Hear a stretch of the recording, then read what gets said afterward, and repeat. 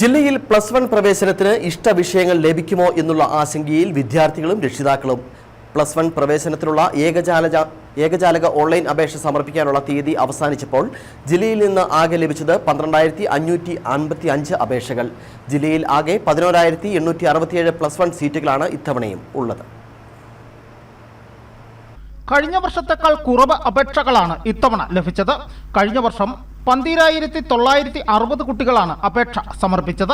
SSLC 11,232, CBSE 930, ICSE 71, മറ്റുള്ളവ 322 എന്നിങ്ങനെയാണ് +1 അപേക്ഷകളുടെ എണ്ണം.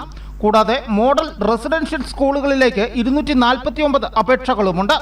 ട്രയൽ അലോട്ട്മെന്റ് 24-നാണ് പ്രസിദ്ധീകരിക്കുന്നത്.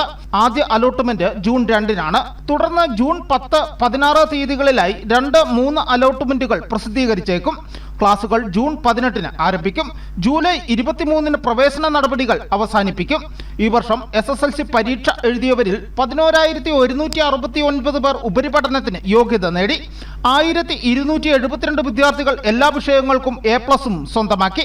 SSLC വിജയിച്ചവരുടെ എണ്ണത്തെക്കാൾ അധികം +1 സീറ്റുകൾ ഉണ്ടെങ്കിലും CBSE, ICSE, മറ്റു ജില്ലകളിൽ നിന്നുള്ളവർ, ഇതര സംസ്ഥാനങ്ങളിൽ നിന്ന് ബോർഡ് പരീക്ഷകൾ ജയിച്ചവർ തുടങ്ങിയവരെ കൂടി പരിഗണിക്കേണ്ടതുണ്ട്.